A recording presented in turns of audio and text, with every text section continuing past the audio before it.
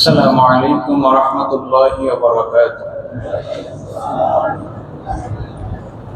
إن الحمد لله وحده لا شريك له الذي جعل لنا كعبة قبلة لهداية الناس، والشكر لله الذي جعل بمكة مباركا وهدى للعالمين، والصلاة والسلام على النبي الأمين وعلى آله وأصحابه أجمعين. أما بعد، فقد قال الله تبارك وتعالى في كلامه المجيد: أعوذ بالله من الشيطان الرجيم. بسم الله الرحمن الرحيم. إن أول بيت وضع للناس للذي ببكة مباركا وهدى للعالمين،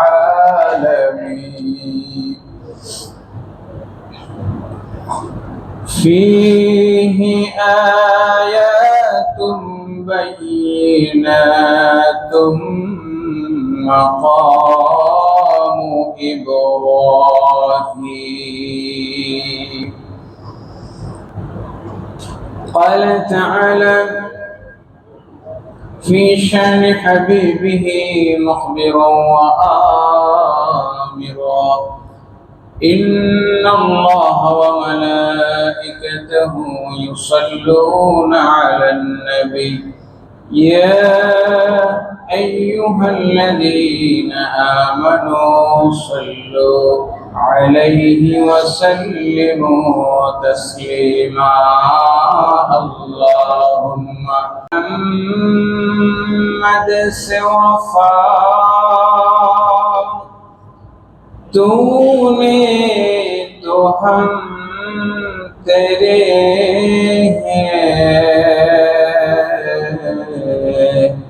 ये जहाँ चीज़ किया लौह कलम तेरे हैं। अल्लाहुम्मा सल्ली अला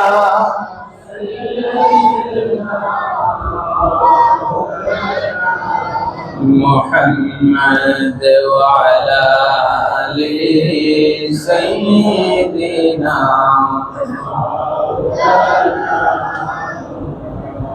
अल्लाह अल्लाह अल्लाहु ला इलाहा हो अल्लाह अल्लाह अल्लाहु ला इलाहा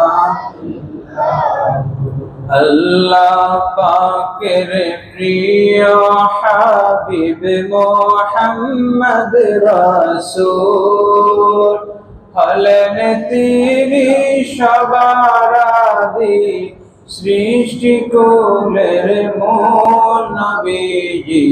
अल्लाह अल्लाह अल्लाहु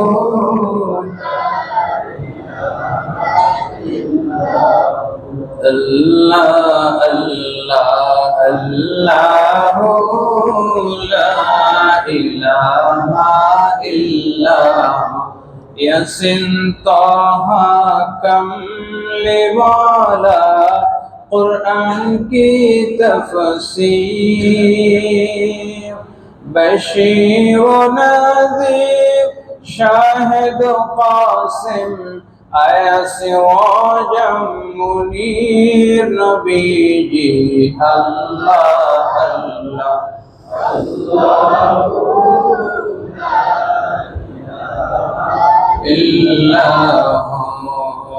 আল্লাহ আল্লাহ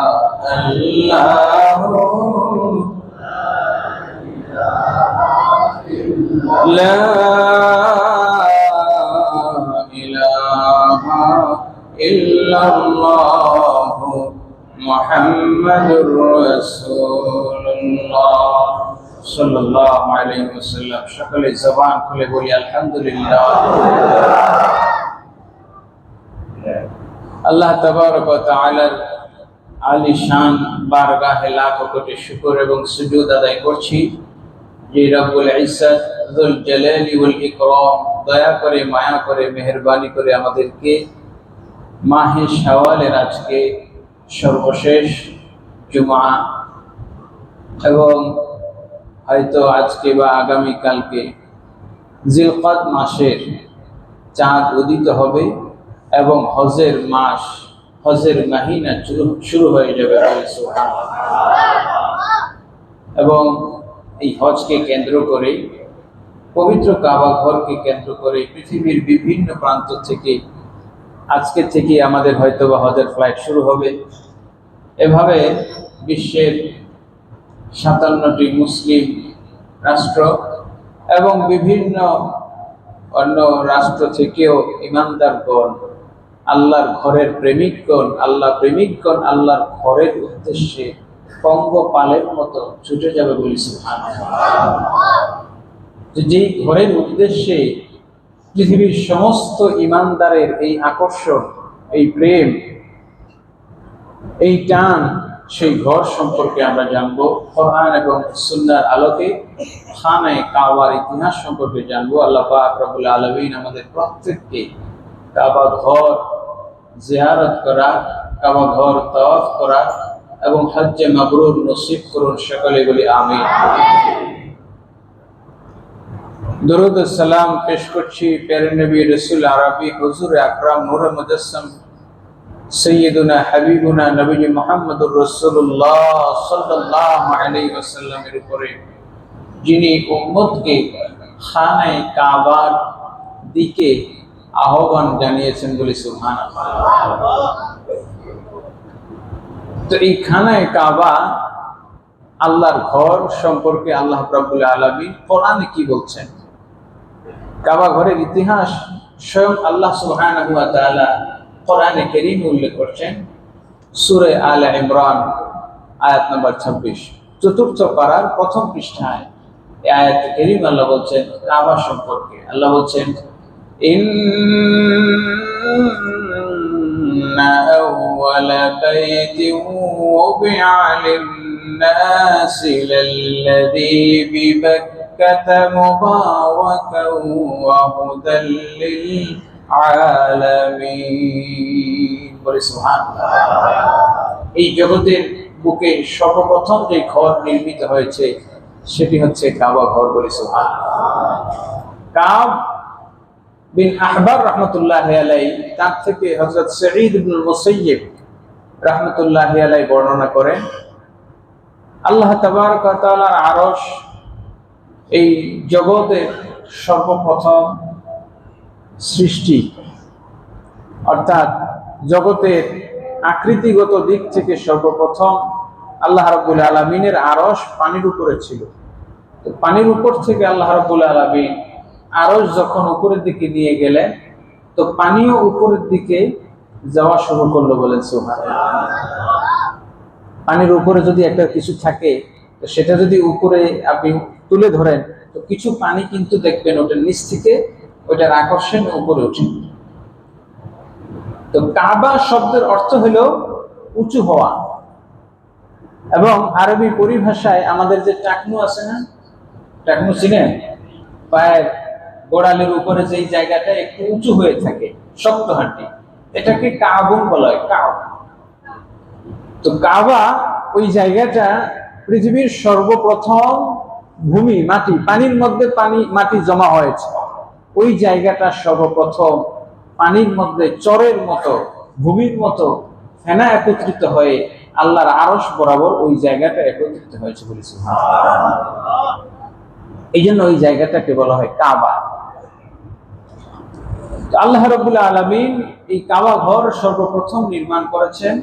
এর ইতিহাসটা সম্পর্কে ইমাম জাফর সাদিক রাহমাতুল্লাহ আলাইহি তিনি লম্বা একটি হাদিসের মধ্যে উল্লেখ করছেন। তার ছেলে মুহাম্মদ ইবনে আলী ইবনে হুসাইন তিনি বলতেছেন, আমি একবার হজে কিংবা ওমরায় আল্লাহ রাসূল সাল্লাল্লাহু আলাইহি ওয়াসাল্লামের বংশধর আমার পিতার সাথে আমি হজের সফরে ছিলাম।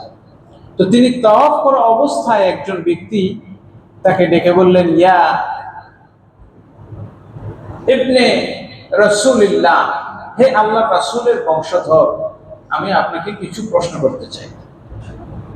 তাওয়াফরত অবস্থায় তিনি কোনো কথা বললেন না। তাওয়াফ শেষ করে মাকামে ইব্রাহিমে 2 রাকাত নামাজ যখন পড়লেন, নামাজ শেষ করার পর তিনি এবার হাতিমে কাবায় প্রবেশ করলেন। সুবহানাল্লাহ বলবেন না? হাতিমে কাবা, যেটাকে কাবা ঘরের অংশ বলা হয়, হাতিমে কাবায় গিয়ে আবার 2 রাকাত নামাজ আদায় করলেন। নামাজ আদায়ের পর তিনি তার ছেলেকে ডেকে বলতেছেন, فالتفت أبي إليه فقال الرجل السلام عليك يا ابن بنت رسول الله। এবার তিনি পেছনে ফিরে তাকালেন, ওই যে লোকটি প্রশ্ন করলো তিনি আবার আমার বাবাকে সালাম দিলেন, বললেন আসসালামু আলাইকা ইয়া ইবনা বিনতি রাসূলিল্লাহ, হে আল্লাহর রাসূলের কন্যার সন্তান, অর্থাৎ মেয়ের ঘরের আওলাদ। ইন্নী উরিদু আন আসআলাকা, আমি আপনাকে একটা প্রশ্ন করতে চাই। এবার তিনি প্রশ্ন করলেন, কি সে প্রশ্ন? তোমার যা ইচ্ছে হয়, যা জানবার মনতে চায় তুমি আমাকে প্রশ্ন করো, আমার জানা থাকলে আমি উত্তর দেব। আম্মা তাসআল ক্বালা আসআলুকা আন বাদই হাদা তাওয়াফ। এবার লোকটি বলল, আমি আপনাকে যে বিষয়ে প্রশ্ন করতে চাই সেটি হলো, আপনি যে এতক্ষণ এই ঘরকে কেন্দ্র করে তাওয়াফ করলেন, ছোটাছুটি করলেন, ঘোরাঘুরি করলেন, এই ঘরের চতুর্দিকে আপনি তাওয়াফ করলেন, পদক্ষেপ করলেন, এটা কিভাবে শুরু হলো, কখন থেকে আসলো, কেনই বা এই ঘরের তাওয়াফ আমরা করি, এটার ইতিহাসটা একটু আপনার কাছে জানতে চাই। আম কানা ওয়া ইন ওয়া লিমা কানা ওয়া আন্না কানা, কিভাবে শুরু হয়েছে এই ঘরের তাওয়াফ এবং কেন শুরু হয়েছে, ওয়া হাইসু কানা ওয়া কাইফা কানা, কখন শুরু হয়েছে, কিভাবে শুরু হয়েছে, কেন শুরু হয়েছে, কোন পরিপ্রেক্ষিতে শুরু হয়েছে। ফাকালা লাহু আবি, এবার ইমাম জাফর সাদিক তিনি রেখে বলতেছেন, নাআম মিন আইনা আনতা, তোমার প্রশ্নের উত্তর দেওয়ার আগে তোমার পরিচয় জানতে চাই। সুবহানাল্লাহ। কায়লা তিনি বললেন, লোকটি বলল, আনা মিন আহলিশ শাম, আমি শাম দেশ থেকে এসেছি। কালা আইনা মাসকানু, শাম দেশ মানে সিরিয়া, শাম দেশ থেকে এসেছি। এবার তিনি ডেকে বললেন, ফি বাইতুল মাকদাস, সিরিয়া, শুধু সিরিয়া নয়, বর্তমান প্যালেস্টাইনের বাইতুল মুকাদ্দাসে আমার বাড়ি। ক্বালা ফাহাল ক্বারাআতাল কিতাবাইন, ইয়ানি আত-তাওরাত ওয়াল ইনজিল। এবার তিনি প্রশ্ন করলেন, তুমি তাওরাত এবং ইনজিল পড়েছো কিনা? কারণ এই প্রশ্ন যিনি করবেন, প্রশ্ন করতে হইলে, এটা উত্তর দিতে হইলে, উত্তর বুঝতে হইলে আগে কিছু জ্ঞান থাকা লাগবে, ঠিক কিনা বলেন? এখন আজকে আপনারা জুমার দিন মসজিদে আসছেন, জুমার খুতবা সম্পর্কে, বয়ান সম্পর্কে, কাবা সম্পর্কে জানার আগ্রহ আপনার তখনই হবে যখন আপনি কাবা সম্পর্কে কিছুটা হলেও জানেন। যে মানুষটা কাবা কি জীবনেই জানে না, শুনে না, তাকে এই সম্পর্কে বললে কোনো লাভ হবে না। এই জন্য তিনি আগে প্রশ্ন করলেন, তুমি কি তাওরাত ইনজিল পড়েছো? লোকটি বলল, হ্যাঁ। এবার তিনি বললেন, শুনো, আমি যা বলছি তা সত্য ছাড়া এক বিন্দু আমি মিথ্যে বলবো না। এবার তিনি শুরু করলেন, আল্লাহ রাব্বুল আলামিন যখন ফেরেশতাদের উদ্দেশ্যে বললেন, ক্বালা লিল মালাইকাতি ইন্নী জাইলুন ফিল আরদি খলিফা, আমি জমিনের মধ্যে আমার খলিফা, প্রতিনিধি প্রেরণ করতে চাই। এবার ফেরেশতারা জবাব দিল, ফাকালাতিল মালাইকা আয়ারাব আখলিফাতুন মিন গায়রিনা মিম্মান ইয়াফসিদু ফিহা ওয়া ইয়াসফিকু দিমা ওয়া ইয়াতাহাদাসু ওয়া ইয়াতাবাগাদু ওয়া ইয়াতাবাগাহু। আল্লাহ, আপনি এমন কাউকে সৃষ্টি করতে চান নাকি যারা ফাসাদ সৃষ্টি করবে, জমিনে রক্তপাত করবে, খুনাখুনি হানাহানি করবে। এই ঘটনা আমরা সবাই জানি, জানি না কি বলে? ফেরেশতারা তো এই কথা বলছেন, কোরআনের সূরা বাকারা এই কথা আছে। এরপরে যে ঘটনা তিনি বলছেন, আল্লাহ সুবহানাহু ওয়া তাআলা তাদেরকে যখন জবাব দিলেন, ইন্নী আ'লামু মা লা তা'লামুন, আমি যা জানি তোমরা তা জানো না। তোমাদেরকে বলছি, ইন্নী, নিশ্চয়ই আমি প্রেরণ করব, তোমাদের কাছে পরামর্শ চাই না। কিছু বিষয় আছে, এখানে জানার বিষয় আছে। আমরা অনেক সময় ঘরে বা বাহিরে একটা সিদ্ধান্তের কথা বলি যে আমি এটা করব, তখন দেখবেন আপনার ফ্যামিলি থেকে একজন এটা করবে, এটা করা ঠিক না। তখন আপনি ধমক দিয়ে বলবেন, না তোমার এত পরামর্শ চাইনি, আমি সিদ্ধান্ত দিয়েছি এটা করব, কিভাবে করবো সেটা বলো, তোমার কাছে এটা করবো কি করবো না সেই পরামর্শ চাইনি। তো ফেরেশতাদেরকে তাদের মুখের উপর যখন আল্লাহ বললেন ইন্নী জাইলুন ফিল আরদ, ইন্নী আ'লামু মা লা তা'লামুন, তখন ফেরেশতারা ভয় পেয়ে গেল যে আল্লাহ রাগ করছে। এবার ফেরেশতারা কি করলো? তারা বুঝলো যে ইন্নাহু ক্বাদ গাদাবা মিন কাওলিহিম ফালাযুল বিল আরশ, তারা বুঝতে পারলো যে আল্লাহ তাদের এই জবাবে নাখোশ হয়েছেন। সুবহানাল্লাহ বলবেন। যে এই একটু কথোপকথনের আপনার ব্যতিক্রম হওয়ার কারণে আল্লাহ পাক নাখোশ যদি হতে পারেন, আর সেই কারণে ফেরেশতারা আল্লাহর আরশটা সবাই জাপটি দিয়ে ধরছে। সুবহানাল্লাহ। فلاذوا بالعرش ورفعوا رؤوسهم وأشاروا بالأصابع يتضرعون ويبكون أشفاقا لغضبه وطافوا بالعرش, মাথাটা নিচু করলেন, ফেরেশতারা জোরে জোরে তাসবিহ পড়তে লাগলেন, আর আরশের চতুর্দিকে তারা তাওয়াফ করতে লাগলেন। সালাসা সাআত ফানাযারাল্লাহু ইলাইহিম ফানাযালাতির রাহমা আলাইহিম, দীর্ঘ সময় তারা তাওয়াফ করতে করতে যখন ক্লান্ত হয়ে গেল, আল্লাহ পাক ওই ফেরেশতাদের দিকে রহমতের নজর দিলেন। সুবহানাল্লাহ। এইজন্য হাদিস শরীফ আসছে, ইন্নাল্লাহা ইয়ানজিলু কুল্লা ইয়াউমিন 20 ওয়া 100 রাহমা আলাল কাবা, প্রতিদিন আল্লাহ রাব্বুল আলামিন প্রতি মুহূর্তে 120টা রহমত কাবা ঘরের উপরে নাযিল করে। মিনহা 60 লিল মুতাওয়াফফিরিন লিত-তাইফিন, তন্মধ্য থেকে 120টা রহমত থেকে 60টি রহমত আল্লাহ পাক যে ব্যক্তি খানায়ে কাবা তাওয়াফ করে তার উপরে নাযিল করে, বলেন সুবহানাল্লাহ। আর বাকি 40টা হলো মান সাল্লা হিনা ইদিন, হিনা যখন কোন মুসল্লি ওই সময় কাবা ঘরের চতুর্দিকে নামাজ পড়ে তাদের উপরে 40টা রহমত। আর ওয়াইশরিনা মান নাযারা ইলাইহা, শুধুমাত্র কাবা ঘরের দিকে আপনি তাকিয়ে থাকবেন, তাতেই আপনার আমলনামায় 20টি নেকি আমার আল্লাহ লিখে দিবেন, 20টি রহমত তাকে দান করবেন, বলি সুবহানাল্লাহ। তো ফেরেশতারা যখন কাবা ঘর আরশে আজিম তাওয়াফ করতেছিল, তখন আল্লাহ রাব্বুল আলামিন তাদের দিকে রহমতের নজর দিলেন। এবার তাদেরকে বললেন, এখানে আরশের মধ্যে ভিড় করা যাবে না, এখানে ভিড় করা যাবে না, তোমরা এক কাজ করো, আরশের ছায়া সপ্তম আকাশে যেখানে পড়ে সেই জায়গায় আমি তোমাদের জন্য একটা ঘর নির্মাণ করে দিচ্ছি, তোমরা সেখানে তাওয়াফ করবে। সুবহানাল্লাহ। ওই ঘরটার নাম হলো বাইতুল মামুর। কি নাম? মামুর শব্দটি আসছে ওমর থেকে। ওমর নাম আছে না ওমর? ওমর শব্দের অর্থ হলো বয়স। ওমর মানে কি? বয়স। মামুর হলো এই ঘরে যে ব্যক্তি জীবনে একবার উমরা করতে, অর্থাৎ এই ঘরে তাওয়াফ শুধু জীবনে একবারই করতে পারবে, দ্বিতীয়বার করতে পারবে, অর্থাৎ জীবনে বয়সের মধ্যে হায়াতের মধ্যে একবারই এই ঘরে তাওয়াফ করতে পারবে। এই জন্য এটার নাম হলো মামুর, বয়সের ঘর। সুবহানাল্লাহ। অর্থাৎ সারা জীবনে একবার পারবে। তো বাইতুল মামুরে ফেরেশতারা তাওয়াফ করতে লাগলেন। এবার আল্লাহ সুবহানাহু ওয়া তাআলা ফেরেশতা প্রতিনিয়ত বাড়তেছে না কমতেছে?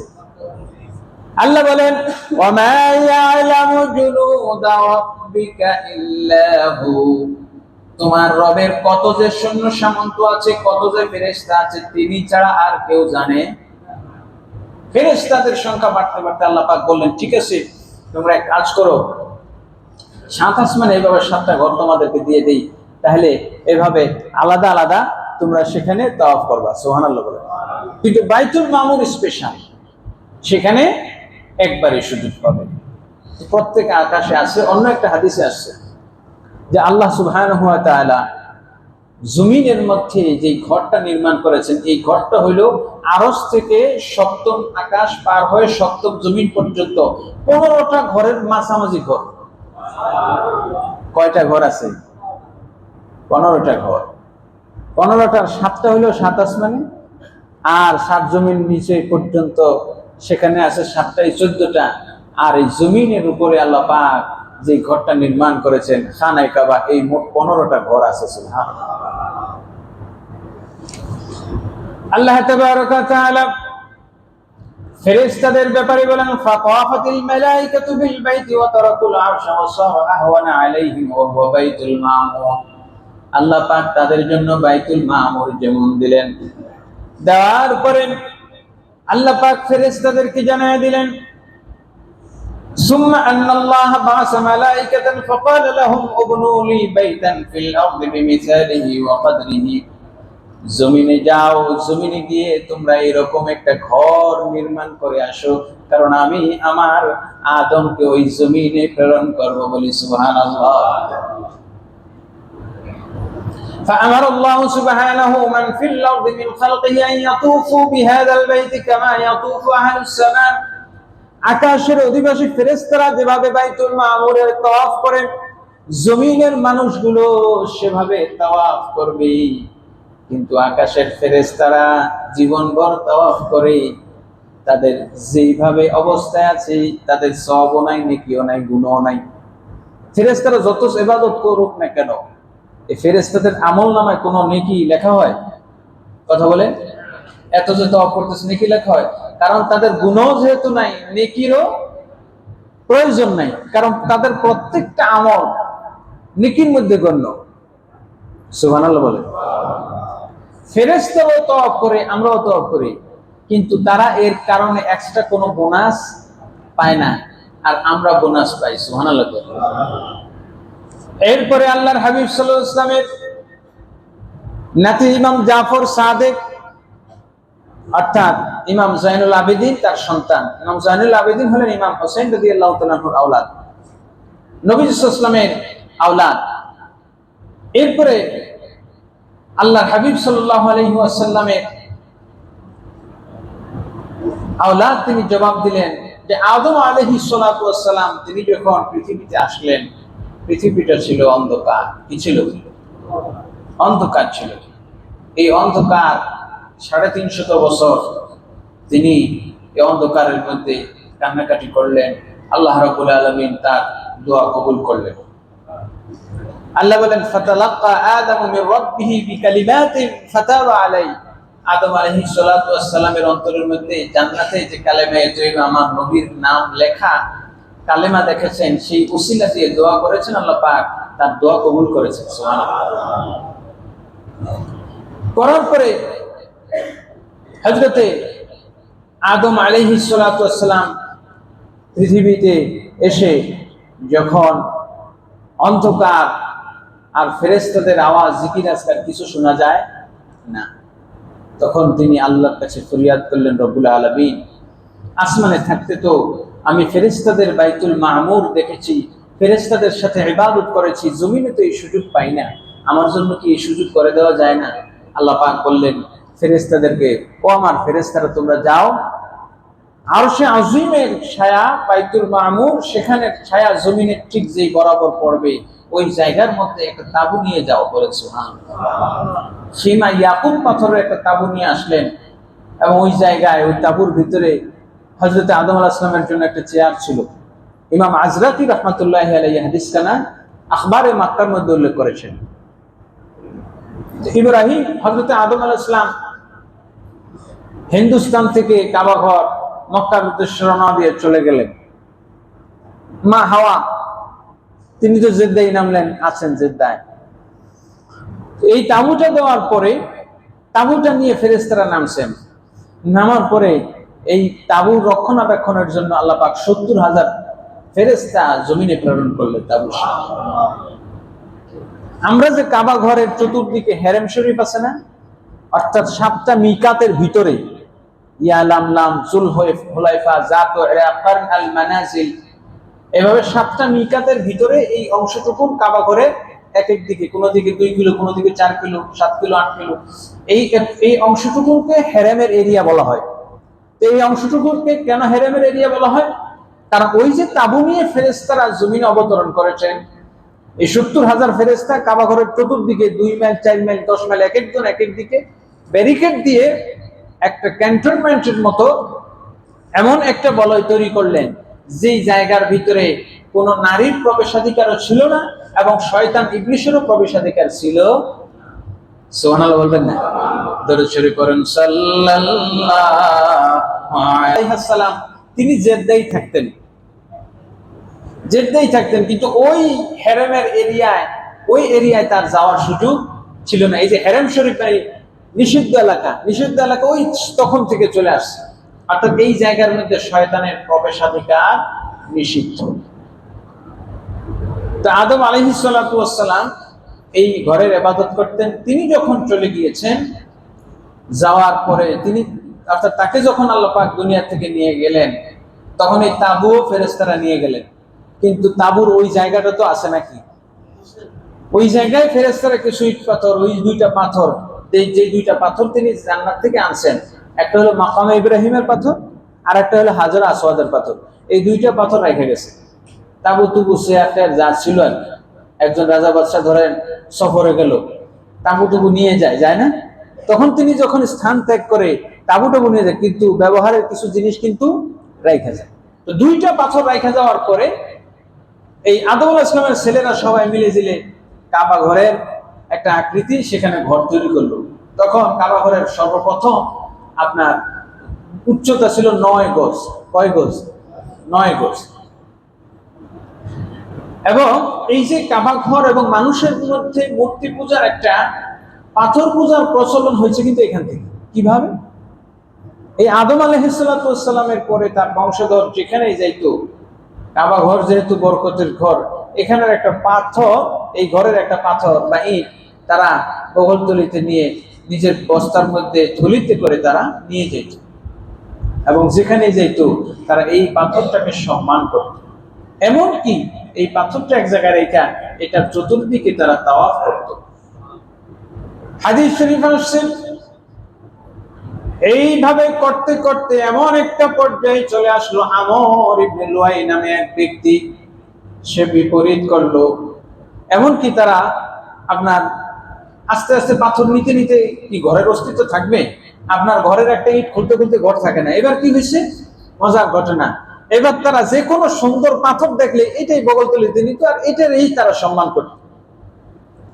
হইতে হইতে এরপরে কিছুদিন পর যেহেতু ঘরের অস্তিত্ব নাই, আবার আমালেকা, জোরহাম বিভিন্ন গোত্র এসে ঘর বানাইল। আবার এরকম পাথর নিতে নিতে দেখে থাকে না। তখন এবার আস্তে আস্তে মানুষের আচার আচরণ পরিবর্তন কিভাবে হয়, এক পর্যায়ে এমন হয়ে গেল, এখন পাথর কাবা ঘরের থেকে নেয় না, বরং বাহিরের থেকে সুন্দর সুন্দর পাথর দেখলে সেটাই না কাবা ঘরের মধ্যে রাখে।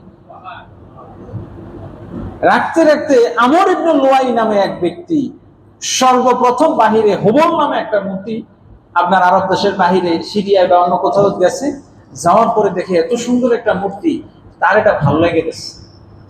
লাইগা সেটা কিনে নিয়ে আপনার তা কাবা ঘরের মধ্যে সে রাখে। ধরেন আপনি ইতালি গেলেন, যাওয়ার পরে সুন্দর একটা দামি প্রাচীন একটা জারবাতি দেখলেন। আপনি আমাদের মসজিদের মুসল্লি, আপনার টাকা আছে, আপনি চিন্তা করলেন আমাদের মসজিদের জারবাতিটা সুন্দর মানাইবে, 2 লাখ, 5 লাখ, 10 লাখ যা যাক, আমি এটা কিনে নিয়ে মসজিদে সেট করলেন। তো তারা এইভাবেই কল্যাণকর মনে করে, মঙ্গলজনক মনে করে খারাপ জিনিসটাই না কাবা ঘরের মধ্যে ঢুকাইল। আল্লাহ রাসূল সাল্লাল্লাহু আলাইহি ওয়াসাল্লাম বললেন, যে ব্যক্তি আল্লাহর ঘরের মধ্যে মূর্তি সর্বপ্রথম এনেছে, আমি দেখেছি জাহান্নামের মধ্যে সে হাবুডুবু খাচ্ছে, জাহান্নামের আগুনের মধ্যে। চিৎকার করে বলি নাউজুবিল্লাহ, আরো জোরে বলি নাউজুবিল্লাহ। দরুদ শরীফ পড়ে সাল্লাল্লাহু কাবার পানে ও হে মুহাজির, পেতে প্রেম সুধা আল্লাহর নূর নবীজি, চলো কাবার পানে ও হে মুহাজির, পেতে প্রেম সুধা আল্লাহর নূর নবীজির, পেতে প্রেম সুধা আল্লাহর নূর নবীজির। বলি আমিন। কাবা ঘরের তওয়াফ শুধু আমরাই করি না, জিবরিল আলাইহিস সালাতু ওয়াস সালাম একবার আল্লাহ রাসূলের সঙ্গে সাক্ষাৎ করতে গেলেন। জিবরিল আমিনের গায়ের মধ্যে সবুজ চাদর, চাদরের মধ্যে ধুলিবালি লেগে আছে। আল্লাহ রাসূল জিজ্ঞেস করলেন, হে ভাই জিবরাইল, তোমার মাহাদিল গবাব, তোমার কাপড়ের মধ্যে কাদা মাটি ধুলিবালি কিসের? জিবরাইল জবাব দিলেন, ইয়া রাসূলুল্লাহ, জমিনে যখন আসছি আল্লাহর কাছে অনুমতি নিয়ে আসছিলাম, আল্লাহ তোমার ঘরটাকে তওয়াফ করব, হাজরে আসওয়াদ চুমু খাবো। সুবহানাল্লাহ বলবেন না? পৃথিবীতে যখনই কোনো ফেরেশতা আসে, আসার পর আল্লাহ তাবারক ওয়া তাআলা যেই কোনো বিধান নিয়ে পাঠান না কেন, সেটা নিয়ামতের হোক কিংবা আযাবের হোক, আগে ফেরেশতারা আইসা কাবা ঘর তওয়াফ করে। সুবহানাল্লাহ। আগে আইসা কাবা ঘর তওয়াফ করে। যেমন বিদেশ থেকে ছেলে মেয়ে যদি আগে দেশে আসে, তো আগে আইসা দেখা করে কার সাথে? বাপ মার সাথে সবাই বলে না, দেখা করে না, তো আগে ঘরের বউজির কাছে যায় নাকি? তো যাই হোক, ফেরেশতারা জমিনে আসার পর সর্বপ্রথম কাবা ঘরে যাইতেন। তো জিবরিল আইসা বলতেছে, ইয়া রাসূলুল্লাহ, আমিও আসছিলাম, কিন্তু হাজর আসওয়াদ চুমু দিতে গিয়ে এমন একটা চাপে পড়ছি, এমন একটা ঠেলাঠেলির মধ্যে পড়ছি, এই ঠেলাঠেলির মধ্যে আমার কাপড়ের মধ্যে ধুলিবালি লেগে গেছে। সুবহানাল্লাহ বলে। সহিহ হাদিস। তাহলে বোঝা গেল যে হাজর আসওয়াদ চুমু দেওয়া, এই যে এখানে চাপাচাপি বা ঠাসাঠাসি যাই অবস্থা হয়, ভিড় হয়, জিহামটা হয়, এটা শুধু মানুষের কারণেই নয়, বরং ফেরেশতাদের কারণে হয়। অর্থাৎ ওই জায়গায় ফেরেশতারাও ভিড় করে, আপনার সাথে যে ঠেসাঠেসি হইতেছে সেখানে কিন্তু ফেরেশতারাও আছে, বলেন সুবহানাল্লাহ। সুতরাং জিবরিল আমিন ওই ধুলিবালি মুছেন না। আমিও যখন 1900 হজে গেছি, আমার এই তখন এহরাম খুলে পরে গেছি আর কি, তার সাধারণ তাওয়াফের সময়। কারণ এহরাম পরে গেলে এহরামের উপরে অংশ থাকেই না, যারা গেছেন দেখছেন। আমি চিন্তা করলাম আমার ওমরা শেষ করে, তাওয়াফ শেষ করে আমি আলাদা যাব। যখন গেছি, যে বোতাম জামা এমন ভাবে একদিকে বোতাম 3টা শীর্ষ বোতাম তো গেছে গেছে, তো এই বোতাম আমি আজ পর্যন্ত লাগাই না, এইভাবে রেখে দিছি, কারণ এটা কাবা ঘরের একটা স্মৃতি। বলেছে জিবরিল আমিন রেখে দিছেন। তা আল্লাহ রাসূল সাল্লাল্লাহু তাআলা আলাইহি ওয়াসাল্লামকে একবার দুই ব্যক্তি প্রশ্ন করলো, এই যে কাবা ঘর আপনি কেন যাবেন, কেন কাবার প্রতি একটা টান থাকবে আপনার? অনেকে তো বুঝেন না যে 6-7 লাখ টাকা খরচ করে, অনেকে তো আমাদেরকে বলে বা সমাজে বলে যে এত টাকা খরচ করে গিয়ে লাভ কি? কি লাভ? কোন এক সময় এক ব্যক্তি বলছে যে এটা নন প্রোডাক্টিভ, সেখানে গেলে কোনো খরচ ছাড়া বরং আরব দেশের লোকেদের লাভ হয়। আপনি 6-7 লাখ টাকা খরচ করলে ওই দেশের লোকগণ, আরব দেশের লোকদের লাভ হবে অর্থনৈতিকভাবে, ঠিক আছে, আপনার কিছুই হবে না। আপনার এই প্রত্যেকটা হাদিস শরীফ আসছে, আগামী সময় বিষয়ে আলোচনা হবে হজের ফজিলত নিয়ে, আহকাম নিয়ে। একজন হাজির প্রত্যেকটা টাকার বিনিময়ে আল্লাহ পাক 4 লক্ষ গুণ সওয়াব দান করেন। আপনি এটা কোন জায়গায় দান করলে পাবেন? কোন এতিমখানায়, মসজিদ, মাদ্রাসা, কোথায় গেলে? হ্যাঁ, এটা ফজিলত আছে আলাদা, কিন্তু হজ ফরজ ইবাদত, আল্লাহ পাক এমনি এমনি করেননি। আপনি যখন কাবা ঘর তওয়াফ করছেন, আপনি যখন কাবা ঘর দেখবেন আর এই আয়াতটা মনে করবেন, ইন্না আউওয়ালা বাইতি উদিআ লিন-নাস, এই জমিনের বুকে সর্বপ্রথম এই ঘরটাই নির্মিত হয়েছে। সুবহানাল্লাহ। এই ঘরের মধ্যে শত সহস্র পৃথিবীতে যত নবী রাসূল এসেছেন এই কাবা ঘর জিয়ারত করেছেন, তাওয়াফ করেছেন। আপনি যখন তাওয়াফ করবেন, আপনার পায়ের নিচে এই জন্য হাজী সাহেবগণ জুতা খুলে তাওয়াফ করে, কারণ তাদের পায়ের নিচে 73 থেকে 80 জন নবী, তাদের কবর ওই হাজীগণের পায়ের নিচে, তাদের কবরের উপর দিয়ে তারা সেখানে তাওয়াফ করে। সুবহানাল্লাহ। পৃথিবীতে যত নবী রাসূলগণ, বিশেষ করে যেই নবীদের উম্মতদেরকে ধ্বংস করে দেওয়া হয়েছে, তখন তারা রিটায়ারমেন্টে চলে গেছে। ধরেন পোস্ট অফিস গুলা আপনার যখন বাতিল হয়ে গেল, তো পোস্ট মাস্টারদেরকে নিয়ে অন্য জায়গায় কাজে দিয়ে দিল না? তো ঠিক নবীদের দাওয়াত দেওয়ার লোকগুলা ধ্বংস হয়ে গেছে, তখন তারা এসে কাবা ঘরে এখানে থাকতেন। আর তাদের ইন্তেকালের পর তাদের চতুর্দিকে, কাবা ঘরের চতুর্দিকে তাদেরকে দাফন করা হতো। এবং ওই জায়গায় আপনি এত বরকতের জায়গায় তাওয়াফ করছেন, যেখানে আপনি আপনার পায়ের নিচে এক একজন জবরদস্ত আল্লাহর প্রিয় নবীগণ শুয়ে আছেন। সুবহানাল্লাহ। এজন্য অনেককে দেখি কিন্তু জুতা নিয়ে আপনার তাওয়াফ করে, বড় আফসোস। আছে না নাই? যারা গেছেন দেখছেন, তাওয়াফ করে না, ওই যে একজন হাজী সাহেব আসছে। হাজিরিন, খানে কাবার তাওয়াফের ফজিলত, হজের ফজিলত সম্পর্কে আল্লাহর নবী সাল্লাল্লাহু তাআলা আলাইহি ওয়াসাল্লামকে দুজন সাহাবী আসলো, আল্লাহর নবীকে প্রশ্ন করলো। হযরতে আনাস ইবনে মালিক রাদিয়াল্লাহু তাআলা আনহু থেকে বর্ণিত। আনাস ইবনে মালিক তিনি বলছেন, আমি মিনার মসজিদে খায়েফে ছিলাম। আল্লাহ রাসূল সাল্লাল্লাহু তাআলা আলাইহি ওয়াসাল্লাম যে মসজিদের ব্যাপারে নামাজ পড়তে বলেছেন, ওই মসজিদে খায়েফের মধ্যে 70 জন নবী নামাজ আদায় করেছেন। সুবহানাল্লাহ। যাদের সৌভাগ্য হয়েছে তারা গিয়েছেন, যাদের এখনো সময় হয়নি দুহাত তুলে চোখের পানি ছেড়ে বলেন, মাবুদ গো, তোমার ঘরটা একটু দেখবার সুযোগ দাও। যেই ঘর দেখলে বান্দার গুনাহগুলো মাফ হয়ে যায়। 7টা তাওয়াফ করার ফজিলত সম্পর্কে আল্লাহর রাসূলের প্রিয় সাহাবী আনাস ইবনে মালিক তিনি বলেন, বিদায় হজের সফরে আমি নবীজির সাথে মসজিদে খায়েফে ছিলাম। ফাজাআহু রাজুলান আহাদুহুমা আনসারী ওয়াল আখিরু সাকাফি। দুইজন সাহাবী নবীর কাছে আসলেন, একজন হলেন আনসার সাহাবী, আরেকজন সাকাফি, বনু সাকিফা গোত্রের। ফাসাল্লামা আলাইহি ওয়া দাআ লাহু। ওই দুইজন সাহাবী নবীজিকে সালাম দিলেন, নবীজির সঙ্গে কথা বলতে চাইলেন। ফাকালা জিনাকা ইয়া রাসূলুল্লাহ লিনাসআলাকা, ইয়া রাসূলুল্লাহ, ইয়া হাবিবাল্লাহ, আমরা আপনার কাছে একটা বিষয় জানার জন্য এসেছি। বলি সুবহানাল্লাহ। ফাকালা আখবারনা ইয়া রাসূলুল্লাহ নাসতাদু ঈমানা ওয়া ইয়াকিনা, আমরা আপনার কাছে যে বিষয়টা জানতে চাই, এর মাধ্যমে আমাদের ঈমানটা বৃদ্ধি হোক, আমাদের ইয়াকিন বৃদ্ধি হোক, এটা আমরা চাই। কাবা ঘরের নিয়ে আলোচনা কেন করব?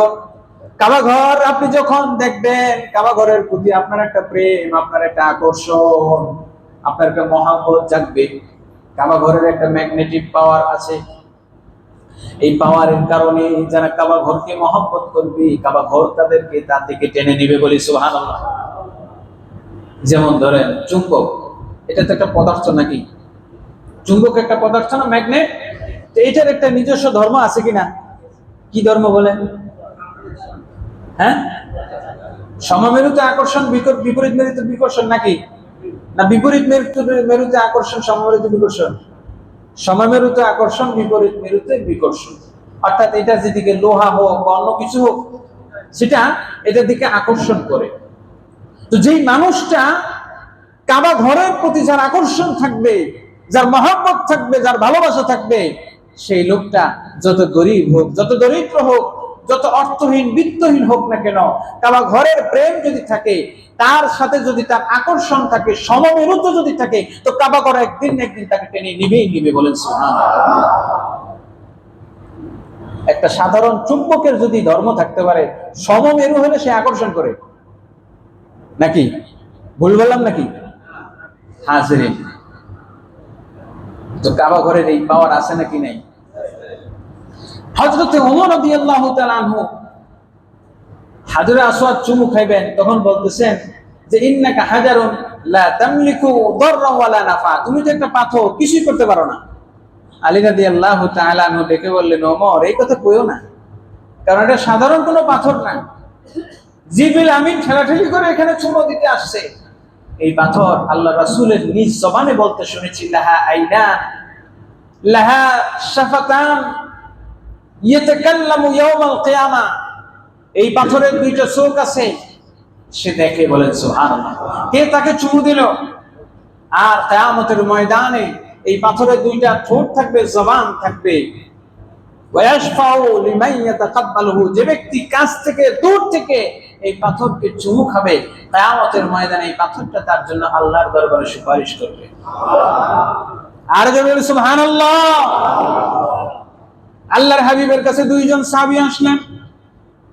আল্লাহ রাসূল সাল্লাল্লাহু তাআলা আলাইহি ওয়াসাল্লাম এবার বললেন, বাল আনতা ফাসআলু ফা ইন্নী আরিফু লাকা হাক্কাকা, ক্বালা আখবিরনি ইয়া রাসূলুল্লাহ।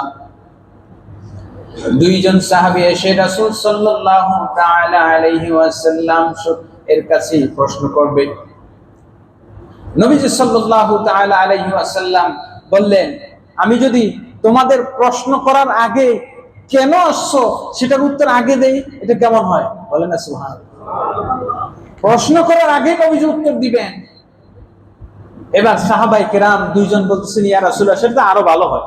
প্রশ্ন করার আগেই যদি আপনি উত্তর দেন তখন তো আরো ভালো হয়। এবার রাসূল সাল্লাল্লাহু আলাইহি ওয়াসাল্লাম বললেন, তোমরা আমার কাছে এসেছো আন তাসআলানি আন মাখরাজিকা মিন বাইতিকা তাউমুল বাইতাল হারাম ওয়া মা লাকা ফিহি। তোমরা আসছো, প্রথমে তোমাদের প্রশ্নগুলো আগে বলি। কি প্রশ্ন নিয়ে আসছো? তোমরা আসছো যে তোমরা বাড়ি থেকে যে হজের উদ্দেশ্যে আসছো, এতে তোমাদের লাভটা কি? এত টাকা পয়সা খরচ করে সংসার, ধর্ম, পরিবার, পরিজন সব ছেড়ে দিয়ে তোমরা এসেছো, এতে তোমাদের লাভটা কি? এবার তোমরা আসছো আন তাওয়াফিকা, তাওয়াফে তোমাদের কি লাভ? ওয়া আনির রাকাআতাইন বাদা তাওয়াফ, তাওয়াফ করেছেন মাকাম ইব্রাহিমের কাছে 2 রাকাত পড়বা, তাতে কি লাভ? অর্থাৎ পুরো হজের আমলগুলো এক এক করে নবীজি বললেন, সংক্ষেপে বলছি। তুমি যে পাথর নিক্ষেপ করবা তাতে কি আছে? যখন এক এক করে তাদের 11টা প্রশ্ন আল্লাহ রাসূল বলে দিলেন, এবার তারা বলতেছেন, ওয়াল্লাহি, আল্লাহর কসম, ওয়াল্লাযী বা'সাকা বিল হাক্কি নাবিয়্যান ইন্নাহু আল্লাযী জিতু আসআলুকা আনহু ইয়া রাসূলুল্লাহ। এই 11টা প্রশ্নই মনে মনে নিয়ে আপনার কাছে আসছিলাম। সুবহানাল্লাহ। এবার আল্লাহ রাসূল জবাব দিলেন, ও আমার সাহাবা শুনো, ফাইন্নাকা ইযা খারাজতা মিন বাইতিকা তাউমুল বাইতাল হারাম, তুমি যখন বাইতুল্লাহর উদ্দেশ্যে ঘর থেকে বের হয়ে একটা কদম দিবা, আমার আল্লাহ রাব্বুল আলামিন প্রতিটা কদমের বিনিময়ে তোমার 70,000 গুনাহ মাফ করে দিবে। ওয়ালা তারফাহু ইল্লা কাতাবাল্লাহু বিযালিকা হাসানা। এবং শুধু কদম ফেলা না, পা উঠাইলেও নাকি, পা ফালাইলেও নাকি। বলেন না সুবহানাল্লাহ। এরপরে তুমি যখন কাবা ঘরে আসবা, ওয়া আম্মা তাওয়াফুকা বিল বাইতি ফাইন্নাকা লা তাদাউ রাজুলান ওয়া লা তারফাউ ইল্লা কাতাবাল্লাহু লাহু বিহি হাসানা। এক একটি তাওয়াফের বিনিময়ে আল্লাহ রাব্বুল আলামিন 70 জন নবীর আমল তোমার আমলনামায় দান করবেন। এরপরে আল্লাহ রাসূল বলেন, ওয়া ইম্মা রাকাআতা বা'দা তাওয়াফি ফা'iদলু 70 রাকাবাতিন মিন উলদি ইসমাঈল। আর তাওয়াফ শেষ করে যখন মাকাম ইব্রাহিমের কাছে 2 রাকাত নামাজ আদায় করবা, আল্লাহ তাবারাক ওয়া তাআলা তোমার আমলনামায় বনি ইসমাঈল অর্থাৎ নবী ইসমাঈল আলাইহিস সালামের বংশধরের মধ্যে 70 জন গোলামকে আযাদ করে দেওয়ার সওয়াব তুমি লাভ করবা। ওয়া আম্মা তাওয়াফুকা বাইনাস সাফা ওয়াল মারওয়াতি ফাকাআদলি রাকাবা। আর সাফা মারওয়া একবার দৌড় দিলে একটা গোলাম আযাদের সওয়াব আল্লাহ পাক তোমার আমলনামায় দান করবেন। বলেন সুবহানাল্লাহ। এরপরে যখন তোমার তাওয়াফ শেষ হবে, শেষ হওয়ার পর তুমি যখন মাথা মুন্ডন করবে, এরপরে আল্লাহর পক্ষ থেকে আল্লাহ একজন প্রতিনিধি ফেরেশতা পাঠিয়ে তোমার পিঠে, কাঁধের উপরে হাত দিয়ে বলে, হা উলাই ইবাদি জাউনি শাসান খবরান। ফেরেশতাদেরকে বলে, শুনো, আমার এই হাজী, আমার এই বান্দা, সে তার পরিবার পরিজন ছেড়ে এসেছে, শুনো, আমি তাকে দেব। দেওয়ার আগে তোমরা এবার একটু তোমরা তার ব্যাপারে সুপারিশ করো। ফেরেশতাদেরকে বলে, ফেরেশতারা বলে, রব্বু, আপনি তাকে মাফ করেন, আপনি তাকে এটা দেন, সেটা দেন। আল্লাহ বলেন, তোমাদের সুপারিশ তো কবুল করলাম, এর চাইতে বেশি আমি যেটা দেব, একজন হাজী 70 জন তার পরিবারের জন্য সুপারিশ করবে, সেটাও কবুল করবে। আল্লাহ রাসূল সাল্লাল্লাহু আলাইহি ওয়াসাল্লাম দীর্ঘ হাদিস, সময় সংক্ষেপে এইটুকু বললাম যে একজন হাজী সাহেব, একজন বান্দা যখন হজ করবে, নিজের সারা জীবনের অর্জিত কষ্টার্জিত টাকাগুলো যখন ওই জায়গায় গিয়ে খরচ করবে, ওই জায়গায় যখন গরমে তৃষ্ণায় পরিবার পরিজন ছেড়ে কষ্ট করে সে যখন ওই জায়গায় ইবাদত গুলো করবে, এক একটি সিজদার বিনিময়ে আল্লাহ পাক তাকে লক্ষ গুণ সওয়াব দান করবেন। সুবহানাল্লাহ। হাজরিন, তো আল্লাহ রাব্বুল আলামিন খানায়ে কাবাকে ওয়াইদ জাআলনা আল-বাইতা মাসাবাতান লিন-নাস ওয়া আমনা, এই কাবা ঘরের সর্বশেষ একটি কথা বলে শেষ করব। কাবা ঘরটা যতদিন আছে ততদিন আমরা নিরাপদ নিশ্চিন্ত থাকবো। আল্লাহ রাসূলের সাহাবী হযরত আলী রাদিয়াল্লাহু তাআলা আনহু বলেন, ইকসুরুত তাওয়াফ বিহাদাল বাইত ফাইন্নাহা মারফুউন ক্বাবলা ইয়াউমিল কিয়ামাহ। তোমরা কাবা ঘরের বেশি বেশি তাওয়াফ করো, কিয়ামতের পূর্বে এমন একটা সময় আসবে কাবা ঘরকে উঠিয়ে নেওয়া হবে। নাউজুবিল্লাহ বলবেন না?